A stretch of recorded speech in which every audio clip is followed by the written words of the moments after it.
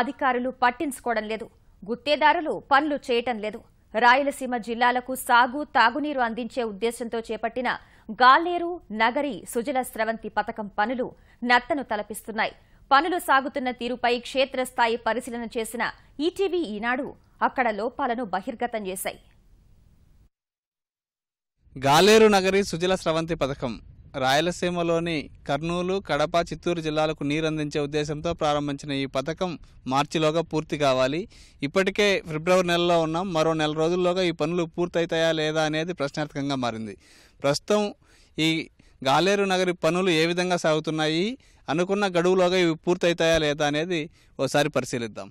కర్నూలు, కడప, చిత్తూరు సహా నెల్లూరు జిల్లాలకు సాగు, తాగునీరు అందించే ఉద్దేశంతో చేపట్టిన పథకం గాలేరు నగరి సుజల స్రవంతి పథకం.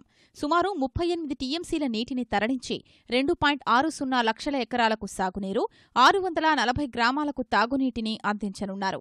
జీఎన్ఎస్ఎస్ మొదటి దశలో భాగంగా కర్నూలు జిల్లా బనకచర్ల నుంచి కడప జిల్లా గండికోట వరకు వరద కాల్వ పనులు చేపట్టారు. బనకచర్ల నుంచి గోరకల్లు జలాశయం వరకు శ్రీశైలం కుడి కాల్వను విస్తరిస్తుండగా జలాశయం నుంచి గండికోట వరకు ప్రత్యేక కాల్వ తవ్వుతున్నారు. 20,000 క్యూసెక్కుల సామర్థ్యంతో కాల్వ పనులు సాగుతున్నాయి. కర్నూలులో 24 నుంచి 30వ ప్యాకేజీ వరకు పనులు జరుగుతున్నాయి. గతంలో 28, 29 ప్యాకేజీల్లోని కాంక్రీటు పనులు విభజించి కొత్త ధరల ప్రకారం టెండర్లు ఆహ్వానించారు. తద్వారా అప్పట్లో ప్రభుత్వంపై పెనుభారం పడింది. తాజాగా 27లోని కాంక్రీట్ నిర్మాణాల్ని విభజించి కొత్తగా టెండర్లు పిలిచేందుకు ప్రతిపాదనలు సిద్ధం చేశారు.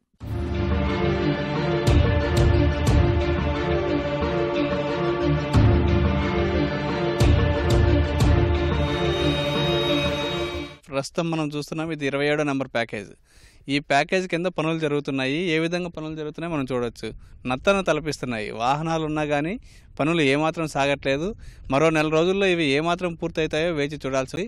ఈ స్థాయిలో కనుక పూర్తయితే మొత్తం దాదాపు 20,000 క్యూసెక్కుల నీటిని తరలించేటటువంటి ఈ కాల్వ పనులు ఈ విధంగా ఇంత నత్తనడకం సాగుతుంటే మరో నెల రోజుల్లో ఏం పూర్తవుతాయి అనేది ఇక్కడ విమర్శలు వినిపిస్తున్నాయి. ఈ కాల్వ పనులు పూర్తి కావాలంటే 27 నెంబర్ ప్యాకేజ్ పనులు పూర్తి స్థాయిలో జరగాలి. దీనికోసం అధికారులు పైనుంచి ప్రభుత్వం దీని మీద ఒత్తిడి తెస్తే కానీ ఇది పూర్తయ్యేలా కనిపించడం లేదు. ప్యాకేజీ 27లో ప్రస్తుతం చేయాల్సిన కాంక్రీట్ నిర్మాణాల పనుల విలువ 35 కోట్లు కాగా కొత్త ధరల ప్రకారం వీటిని చేయిస్తే 65 కోట్ల వ్యయమవుతుంది. ప్రభుత్వంపై 30 కోట్లు అదనపు భారం పడుతుంది. ఈపీసీలో చేపట్టిన ప్యాకేజీలో అధికంగా లాభాలొచ్చే మట్టి పనుల్నే గుత్తేదారు చేశారు. కాంక్రీట్ పనులకు పాత ధరల ప్రకారమే చెల్లింపులు కావటం వల్ల జాప్యం జరుగుతోంది. తాజాగా పనుల్లో వేగం పెంచేందుకు జలవనరుల శాఖ ఇంజనీర్లు ప్యాకేజీని విభజించాలని నిర్ణయించారు. ఒప్పందం ప్రకారం 27వ ప్యాకేజీ పనుల విలువ 254 కోట్లు కాగా ఇప్పటికే సవరించిన అంచనాల ప్రకారం వీటి విలువ 295.39 కోట్లు. ఈ ప్యాకేజీ కింద చేపట్టిన పనులు నత్తనడకను తలపిస్తున్నాయి. గాలేరు నగర్ నుంచి నీరు ప్రవహించాలంటే ప్రధానమైనవి యూటీలు. యూటీ అంటే అండర్ టన్నల్ అంటారు. కింద నుంచి ఏదైనా వాగు వెళ్తున్నప్పుడు దాని మీదుగా ఈ జీఎన్ఎస్ఎస్ కాలువ వెళ్తుంది. దానికోసమని యూటీలు నిర్మిస్తారు. మనం చూడొచ్చు ఏ విధంగా యూటీల పనులు జరుగుతున్నాయో. ఇట్లాంటివి 27వ నెంబర్ ప్యాకేజీ, 28వ నెంబర్ ప్యాకేజీ, ఇట్లా దాదాపు చాలా నిర్మిస్తున్నారు ఇలాంటివి. ఇవన్నీ పూర్తి అయితే కానీ ఇది నీరు పోయే పరిస్థితి లేదు. ఈ పనులన్నీ నత్తనడకం సాగుతున్నాయి. ఈ విధంగా మధ్యలో అర్ధాంతరంగా ఆగిపోయాయి. ఇవి ఎప్పటికి పూర్తవుతాయో, ఇవి ఎప్పటికి నీటిని తరలిస్తారో అర్థం కాని పరిస్థితి నెలకొంది. అవుకు సొరంగం పనులు కూడా మందగించాయి. తాజాగా బైపాస్ సొరంగం పనులు చేపట్టారు. ఇవి ఎప్పటికి పూర్తవుతాయో తెలియని పరిస్థితి.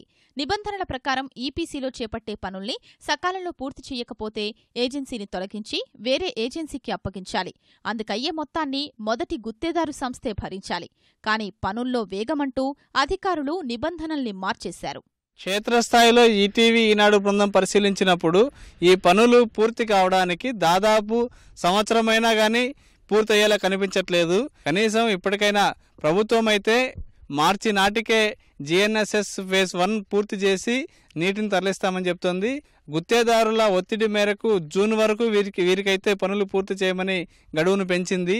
ఈ జూన్ కాదు కదా, వచ్చే ఏడాది జూన్ వరకు ఇవి పూర్తవుతాయా లేదా అనేది ప్రశ్నార్థకంగా మారుతుంది. ప్రభుత్వం తీవ్ర స్థాయిలో ఒత్తిడి తీసుకొస్తేనే ఇవి పూర్తయ్యేలా కనిపిస్తున్నాయి. కెమెరామెన్ శేషుతో శ్యామ్, ఈటీవీ న్యూస్, కర్నూలు జిల్లా.